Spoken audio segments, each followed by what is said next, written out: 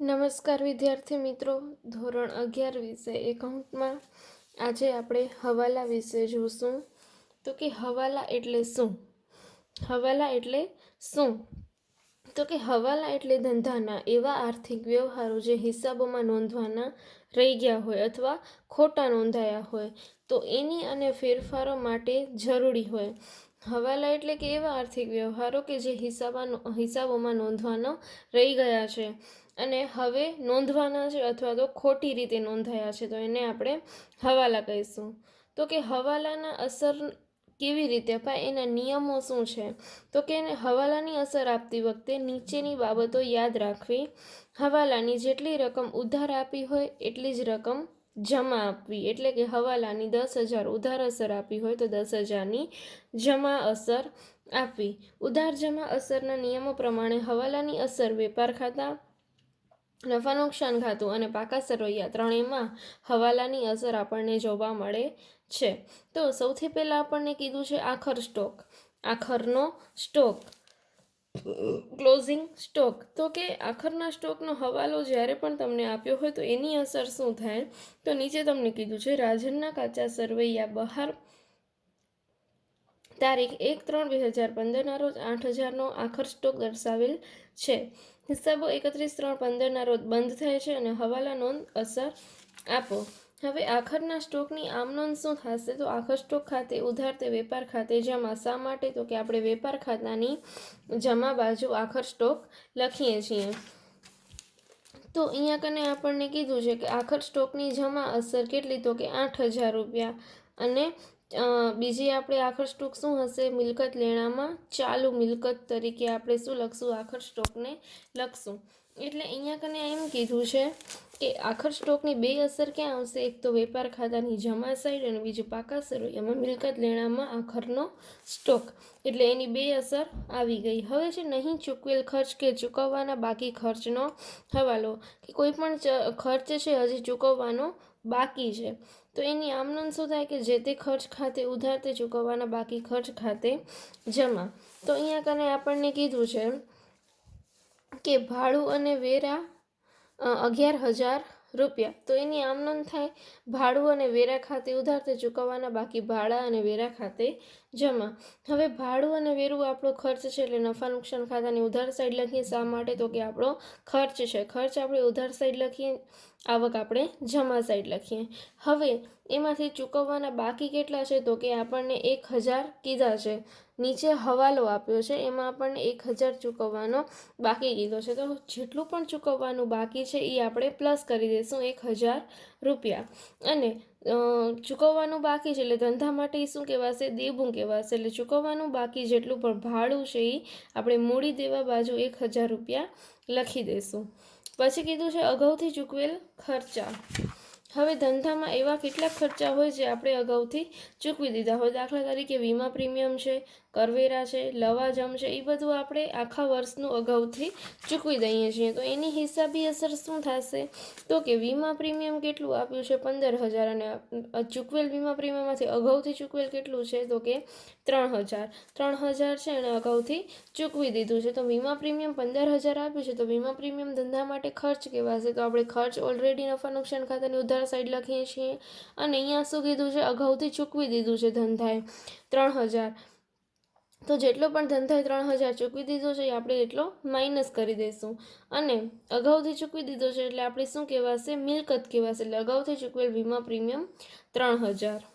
પછી છે મળવાની બાકી આવક. જેટલી પણ આવકો હોય એ આપણને મળવાની બાકી હોય, બરાબર. તો એને શું કહેવાશે? મળવાની બાકી આવક. અહીંયા કને મળેલ ભાડું 22,000 છે અને મળવાનું બાકી કેટલું છે? 2,000 રૂપિયા. તો એની આમ નોંધ કેમ થાય?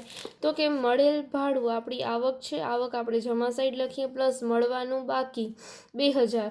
તો ટોટલ 24,000 રૂપિયા થશે. અને આપણે જે હવાલો આપ્યો છે એની બીજી અસર ક્યાં આપી દઈએ? અહીંયા પાકા સરવૈયામાં મળવાનું બાકી ભાડું 2,000 રૂપિયા, જે આપણે શું કહેવાશે? મિલકત કહેવાશે.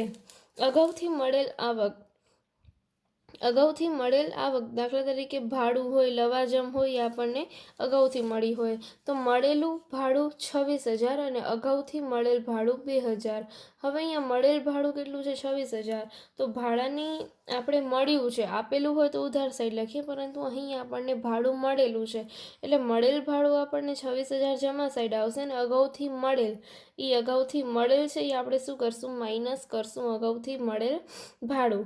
અને અગાઉથી જેટલું પણ ભાડું મળી ગયું છે એ આપણે ક્યાં લખશું? પાકા સરવૈયામાં ચાલુ દેવામાં, કે અગાઉથી મળેલ ભાડું 2,000 રૂપિયા.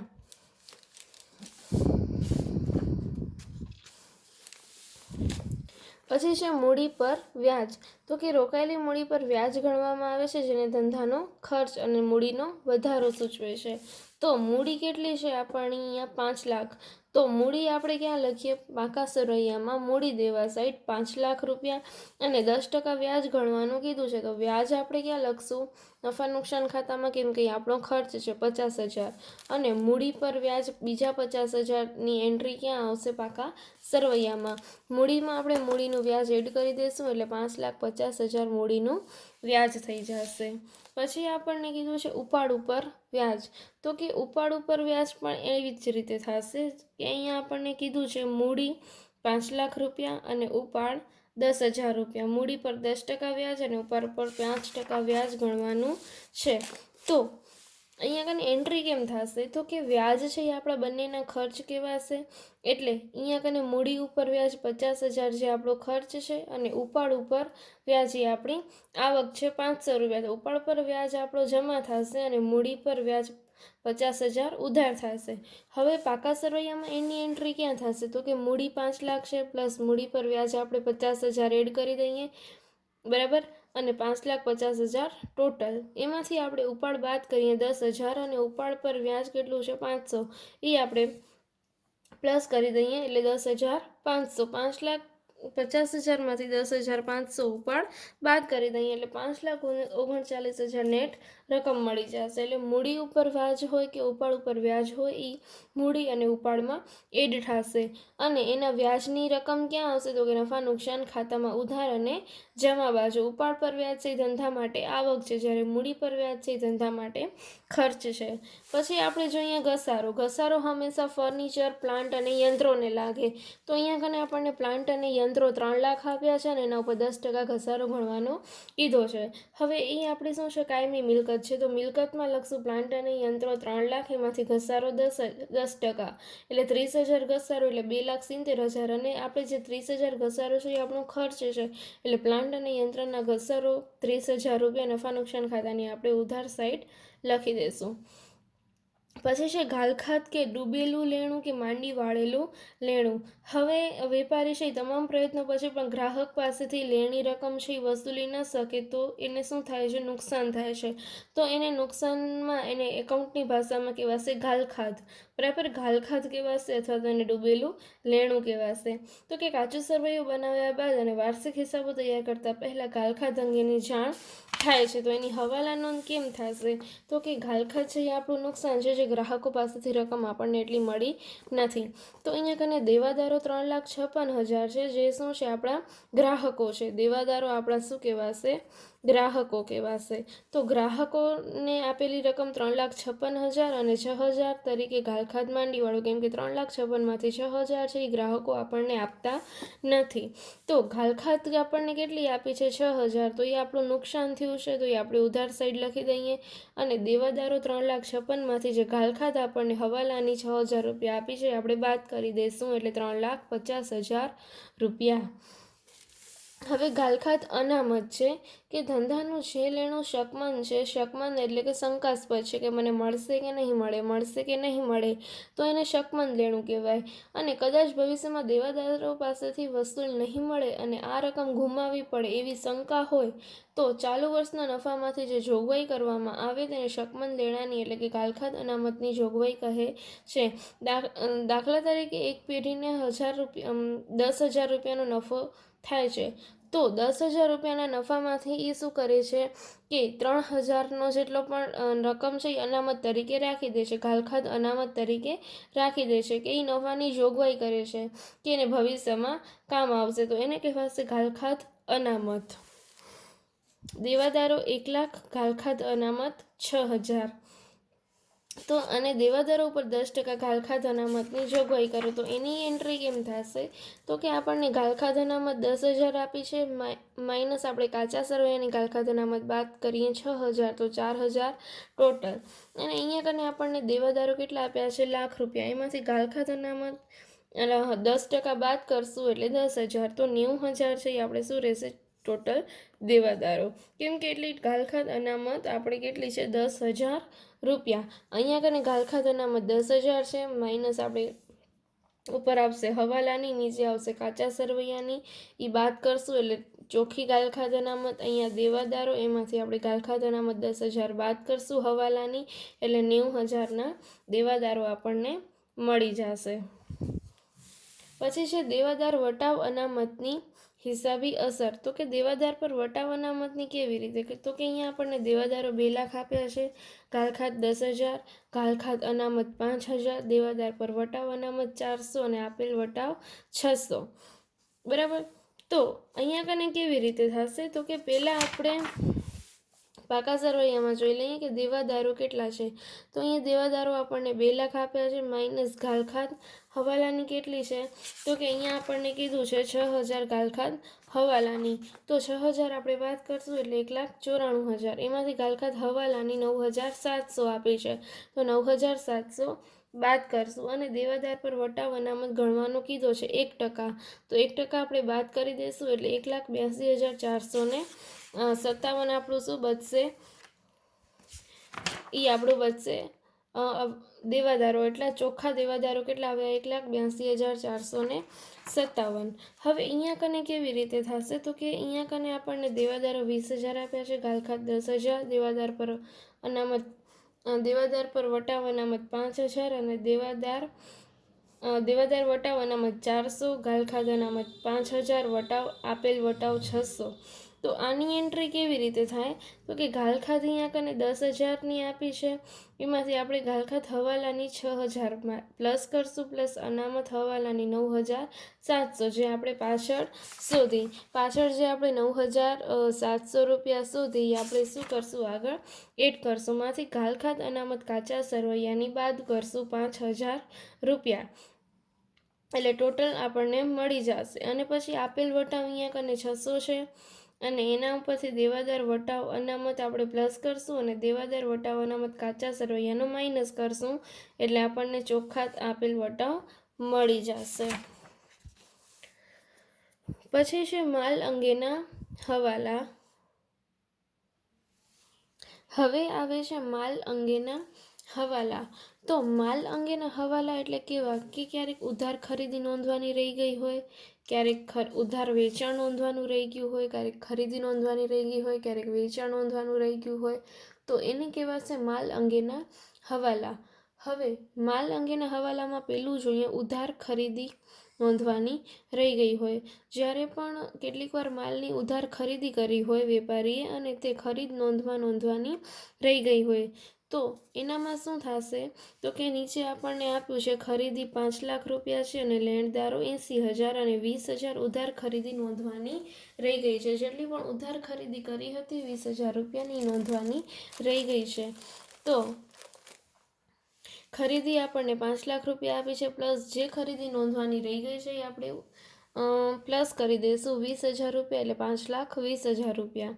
અને પાકા સરવૈયામાં લેણદારો ખરીદી એટલે લેણદારો ખરીદીને લેણદારો સાથે સંબંધ હોય એટલે લેણદારો આપણને કેટલા આપ્યા છે? 80,000 પ્લસ નહીં નોંધેલ જેટલી પણ ખરીદી હતી એ આપણે અહીં એડ કરી દઈશું, એટલે 1,00,000 રૂપિયા આપણા આવશે લેણદારોમાં. પછી છે ઉધાર વેચાણ છે એ નોંધવાનું રહી ગયું હોય, તો કે અહીંયા આપણને વેચાણ આપ્યું છે 6,00,000 રૂપિયા, દેવાદારો 90,000 અને 15,000નું નોંધવાનું રહી ગયું છે. તો વેચાણ 6,00,000 છે પ્લસ નહીં નોંધેલ વેચાણ છે, તો એ આપણે નોંધી દઈએ 15,000, 6,00,000 15,000, અને દેવાદારોમાં પણ આપણે નોંધી દઈશું 15,000, એટલે 1,05,000 રૂપિયા. હવે ક્યારેક માલ છે એ ખરીદ પરત નોંધવાનું રહી ગયું હોય તો એની હિસાબી અસર શું થશે? તો કે ખરીદી 3,00,000 રૂપિયા, ખરીદ પરત 20,000, લેણદારો 50,000 અને 5,000 ઉધાર ખરીદ પરત નોંધવાનું રહી ગયેલ છે. અહીંયા શું થશે તો કે ખરીદી કેટલી છે 3 લાખ રૂપિયા. હવે ખરીદી 3 લાખ રૂપિયા છે, એમાંથી આપણે ખરીદ પરત છે એ આપણે બાદ કરશું 20,000 રૂપિયા. શા માટે તો કે જેટલી પણ ખરીદી કરી છે એમાંથી માલ ખરાબ હોવાને કારણે માલ આપણે શું કર્યો પરત કર્યો છે, તો 20,000 રૂપિયાનો માલ આપણે પરત કરીએ છીએ. અને જેટલું પણ ખરીદ પરત નોંધવાનું રહી ગયું છે એ આપણે એડ કરી દઈએ 5,000 રૂપિયા.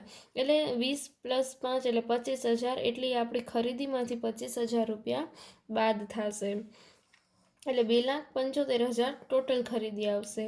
અને પાકા સરવૈયામાં એની એન્ટ્રી શું થશે તો કે લેણદારો આપણને 50,000 આપ્યા છે, ખરીદીને લેણદારો સાથે સંબંધ હોય તો લેણદારો આપણને 50,000 આપ્યા છે અને ખરીદ પરત 5,000 નોંધવાનું રહી ગયું છે, તો એ આપણે શું કરશું, નહીં નોંધેલ ખરીદ પરત 5,000 રૂપિયા એટલે 45,000 રૂપિયા શું આવશે, લેણદારોનું આવશે. પછી વેચાણ પરત, એવી જ રીતે વેચાણ પરત નોંધવાનું રહી ગયું હોય તો વેચાણ આપણું કેટલું આપ્યું છે 6 લાખ, દેવાદારો 90,000, વેચાણ પરત 10,000 અને 5,000નું ઉધાર વેચાણ પરત નોંધવાનું રહી ગયેલ છે. તો વેચાણ આપણે કેટલું આપ્યું છે 6 લાખ માઇનસ વેચાણ પરત આવ્યું છે, આપણે જેટલું વેચાણ કર્યું છે એમાંથી 10,000નું વેચાણ પરત આવ્યું છે, માઇનસ 10,000 પ્લસ નહીં નોંધેલ ઉધાર વેચાણ 5,000 એટલે 15,000, 5,85,000, દેવાદારો 90,000, એનામાંથી ઉધાર વેચાણ પરત આવ્યું છે એ આપણે માઇનસ કરશું 5,000 એટલે 85,000. હવે ધંધામાં એવા પણ અનેક માલ છે જે અન્ય રીતે ઘલ માલ હોય, ધારો કે એવા ઉપાડથી છે, ચોરીથી થયેલ છે, આગથી થયેલ નુકસાન, જાહેરાતના નમૂના તરીકે આપેલ માલ, તો એ બધા શું થશે, ખરીદ ખાતે જમા થશે અને જે તે માલ ખાતે ઉધાર થશે. વાર્ષિક હિસાબોમાં એની અસર કેવી રીતે થશે એ આપણે જોઈ લઈએ. ઉદાહરણ નંબર 20માં આપ્યું છે કે મૂડી, ઉપાડ અને જાહેરાત ખર્ચ, અને આ બધા શું છે, અન્ય રીતે ગયેલ માલ, એને શું કહેવાશે, અન્ય રીતે ગયેલ માલ. તો એ બધા છે ખરીદીમાંથી બાદ થશે. ખરીદી આપણને અહીંયા આપી નથી, પરંતુ અહીંયા જેટલી પણ ખરીદી હોય એ ખરીદીમાંથી જેટલી પણ આ બધી અન્ય રીતે ગયેલ માલ છે એ આપણે બાદ કરી દઈશું. અને અહીંયા કને આપ્યું છે મૂડી 1 લાખ રૂપિયા, ઉપાડ 10,000, જાહેરાત ખર્ચ 4,000. હવે અહીંયા કને શું કીધું છે, જાહેરાત ખર્ચ 4,000 તો નફા નુકસાન ખાતાની ઉધાર બાજુ, પ્લસ અહીંયા કીધું છે નમૂના તરીકે વહેંચેલ માલ 3,000 રૂપિયા, નમૂના તરીકે એટલે જાહેરાત જ આવે, તો એમાં 3,000 રૂપિયા આપણે એડ કરશું. ચોરીથી નુકસાન, એની બીજી અસર આપણે નફા નુકસાન ખાતામાં આપી દઈએ, અને આગથી નુકસાન, એની પણ અસર આપણે નફા નુકસાન ખાતાની ઉધાર બાજુ આપી દઈએ. મૂડી 1 લાખ આપી છે, માઇનસ એમાંથી ઉપાડ કરશું, અંગત ઉપાડના એડ કરશું એટલે 11,000 રૂપિયા. વીમા કંપની 15,000, કેમ કે આપણી મિલકત કહેવાશે, વીમા કંપની એટલો દાવો મંજૂર કરે છે. હવે 13મા ઉદાહરણમાં શું કહે છે કે યંત્ર 1 લાખ, મજૂરી 20,000, દેવાદારો 80,000, લેણદારો 40,000, ખરીદી 1,40,000 અને વેચાણ 4 લાખ. તો હવે આની એન્ટ્રી કેવી રીતે થશે તો કે ખરીદી આપણને 1,40,000 આપી દીધી છે, હવાલામાં આપણને શું કીધું છે કે યંત્ર ગોઠવવાની મજૂરી 2,000 મજૂરી ખાતે ઉધાર્યા છે, અને ઉધાર વેચાણ 10,000 ભૂલથી ઉધાર ખરીદીમાં નોંધાય છે. તો જે ઉધાર વેચાણ ભૂલથી ખરીદીમાં નોંધાયા છે એ આપણે બાદ કરી દઈશું, એટલે ટોટલ આવશે 1,30,000. અને મજૂરીમાં શું કીધું છે 20,000, તો 20,000ની મજૂરી છે એમાં આપણને એમ કીધું છે કે યંત્ર ગોઠવવાની મજૂરી હતી, તો એ યંત્ર ગોઠવવાની મજૂરી હતી, ભૂલથી મજૂરીમાં લખાઈ ગઈ હતી, તો આપણે મજૂરીમાંથી એટલા બાદ કરી અને યંત્રમાં એટલા એડ કરી દઈશું, કેમ કે એકચ્યુઅલી હતી યંત્ર ગોઠવવાની મજૂરી, પણ એ ખાલી મજૂરીમાં એડ કરી નાખી છે. પછી વેચાણ આપ્યું છે 4 લાખ, અને અહીંયા કને નહીં નોંધેલ વેચાણ જે ઉધાર કરી નાખ્યા હતા ખરીદીમાં એ આપણે અહીંયા પ્લસ કરી દઈશું, અહીંયાથી માઇનસ કરી દઈશું, દેવાદારોમાં આપણે પ્લસ કરી દઈશું અને લેણદારોમાં માઇનસ કરી દઈશું. પછી આવે છે સ્ટેશનરી ખર્ચ. સ્ટેશનરી ખર્ચ કેટલો હતો 14,000, અને 31/3/15નો આખરનો સ્ટેશનરી સ્ટોક કેટલો હતો 2,000. તો અહીંયા કને આખરનો સ્ટોક છે એ બાદ થશે સ્ટેશનરી ખર્ચમાંથી. નફા નુકસાન ખાતામાં ખર્ચમાંથી આખરનો સ્ટેશનરી સ્ટોક 2000 આપણે બાદ કરી દઈશું અને સ્ટેશનરી સ્ટોક છે 2000 એ પાકા સરવૈયામાં આવી જશે. હવે આવે છે નફા પર ચૂકવવાનું કમિશન. તો કે નફા પર ચૂકવવાના કમિશન કેવી રીતે? તો એનું અલગથી સૂત્ર છે, ચોખ્ખો નફો ગુણ્યા કમિશનનો દર છેદમાં 100 પ્લસ કમિશનનો દર. ચોખ્ખો નફો 3,30,000, કમિશનનો દર 10%, 100ના 100 એમને કમિશનનો દર 10% એટલે 30,000. એનો બીજી રીતે પણ થાય કે 110 એ 10 તો 3,30,000 એ કેટલા? ધારો કે કમિશન બાદનો ચોખ્ખો નફો કેટલો હતો? 100 પ્લસ મેનેજરનું કમિશન એડ કરો એટલે 110. 110 એ 10 રૂપિયા હોય તો 3,30,000 એ કેટલા? એટલે 30,000નું કમિશન આપણને મળી જશે. બંને રીતે થઈ શકશે. હવે આવે છે અનામત અંગેના હવાલા કે સામાન્ય અનામત છે, મૂડી અનામત છે, તો એની એન્ટ્રી કેવી રીતે થશે? તો કે સામાન્ય અનામત હોય તો એની ઉધાર અસર આવે નફા નુકસાન ખાતામાં, બરાબર. હવે અહીંયા કને તમને શું કીધું છે કે હરીશની પેઢીનો 31/3/15ના રોજ પૂરા થતા વર્ષનો ચોખ્ખો નફો 5 લાખ છે અને 50,000 સામાન્ય અનામત ખાતે લઈ જવાના છે. ચોખ્ખો નફો આપણને કેટલો આપ્યો છે? 5 લાખ રૂપિયા. ચોખ્ખો નફો 5 લાખ રૂપિયા અને સામાન્ય અનામત ખાતે 50,000 લઈ જવાના છે. તો ચોખ્ખો નફો આપણો કેટલો આવશે? 4,50,000. શા માટે? તો કે સામાન્ય અનામતની અસર છે 50,000 રૂપિયા. એ આપણે નફા નુકસાન ખાતાની ઉધાર બાજુ લખવી પડશે કેમ કે આ આપણો ખર્ચ કહેવાશે. પછી 4,50,000 છે ક્યાં આવશે? ચોખ્ખો નફો. અને સામાન્ય અનામતની બીજી અસર ક્યાં આવશે? તો કે મૂડી દેવા બાજુ. હવે આપણે ગુપ્ત કે છુપા હવાલા જોઈ લઈએ. તો કે જ્યારે પણ ગુપ્ત કે છુપા હવાલા કોને કહેવાય? તો કે જ્યારે પણ તમને કાઉન્સમાં આપેલી હોય વિગત એને ગુપ્ત હવાલો કહેવાય અથવા તો છુપો હવાલો કહેવાય. અહીંયા કને પગાર કીધું છે 28/2/2015 સુધીનો, બરાબર. આપણને 11 માસનો પગાર ચૂકવાઈ ગયો છે પરંતુ 1 માસનો પગાર આપણો બાકી છે. તો 1 માસનો પગાર કેટલો હશે? 11,000. ટોટલ પગાર 1,21,000 છે અને 28/2 સુધી તો ચૂકવાઈ ગયું છે. 1/4 થી 28/2 સુધી ચૂકવાઈ ગયું છે એટલે 11 માસનું ચૂકવાઈ ગયું છે એટલે 11,000 એનો શું આવશે? ટોટલ 1 માસનો પગાર ચૂકવવાનો બાકી છે. તો એની એન્ટ્રી કેમ થશે? તો કે પગાર 1,21,000 પ્લસ ચૂકવવાનો બાકી 11,000, 1,32,000. ચૂકવવાના બાકી પગારની બીજી એન્ટ્રી ક્યાં આવશે? તો કે ચૂકવવાનું બાકી પગાર એ આપણું શું છે? દેવું છે એટલે ચૂકવવાનું બાકી પગાર 11,000 આપણે અહીંયા આવશે પાકા સરવૈયામાં મૂડી દેવા બાજુ. પછી આપણને બીજું કીધું છે વીમા પ્રીમિયમ 6,030/9/2015 સુધી ચૂકવાયેલ છે. હિસાબી વર્ષ 31/3/15ના રોજ પૂરું થાય છે. તો વીમા પ્રીમિયમ છે એ 6,000 આખા વર્ષનું છે, બરાબર. તો 6,000 ભાગ્યા 2 કરશું એટલે 3,000 આવશે કેમ કે 30/9 સુધીનું અડધા વર્ષનું તો ચૂકવાઈ ગયું છે તો બાકીનું 3,000 બાકી હશે. તો વીમા પ્રીમિયમ 20,000, એમાંથી અગાઉથી ચૂકવેલ અડધા વર્ષનું 3,000 અને અહીંયા કને આવશે અગાઉથી ચૂકવેલ એની જમા ઉધાર અસર 3,000 રૂપિયા. પછી છે બેંક લોનનું વ્યાજ. બેંક લોનનું કુલ વ્યાજ કેટલું છે? 12%. 12,000માંથી 10,000 તો ચૂકવાઈ ગયું છે તો 2,000 આપણું બાકી છે. તો બેંક લોનનું વ્યાજ 10,000 પ્લસ ચૂકવવાનું બાકી 2,000 રૂપિયા બાકી છે. અહીંયા કને આપણે લખી દઈએ બેંક લોન 1 લાખ અને ચૂકવવાનું બાકી વ્યાજ 2,000 એટલે 1,02,000 રૂપિયા. ભાડાપટ્ટાનું મકાન અહીંયા 5 લાખ આપ્યું છે અને એની મુદત આપી છે 31/3/2019. અહીંયા કને આપણું ફાઇનાન્શિયલ યર 2015ના શરૂ થાય છે અને 19ના અહીંયા સુધીની મુદત આપી છે એટલે 14/15, 15/16, 16/17, 17/18, 18 અને 19 એમ 5 વર્ષની રકમ છે એ માંડી વાળવાની છે. એટલે 5 લાખ ભાગ્યા 5 એટલે ટોટલ 1 લાખ શું આવશે? માંડી વાળેલી રકમ આવશે. એટલે અહીંયા કને આપણે લખશું માંડી વાળેલ ભાડાપટ્ટાનું મકાન 1 લાખ અને ટોટલ મકાન હતું 5 લાખમાંથી 1 લાખ આપણે માંડી વાળશું એટલે ટોટલ 4 લાખ. રોકાણો પર મળવાનું બાકી વ્યાજ. હવે 12%ના કંપનીના ડિવેન્ચરમાં રોકાણ એટલે 2 લાખ છે અને મળવાપાત્ર વ્યાજ કેટલું છે? 12% એટલે 2 લાખના 12% એટલે 24,000 અને ખરેખર મળેલ વ્યાજ કેટલું છે? તો કે 12,000. અહીંયા મને આમ કીધું છે ખરેખર મળેલ વ્યાજ 12,000 છે. 24માંથી 12 મળી ગયું છે, હજી 12 મળવાનું બાકી છે. રોકાણો પર વ્યાજ 12,000 અને મળવાનું બાકી કેટલું છે તો કે 12,000 અને અહીંયા કને પણ રોકાણો પર મળવાનું બાકી વ્યાજ કેટલું આવે છે 12,000 રૂપિયા. કેમ કે આટલું છે એ મળવાનું બાકી છે, આપણે શું કહેવાશે મિલકત કહેવાશે.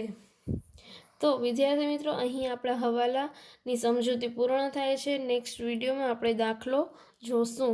Thank you.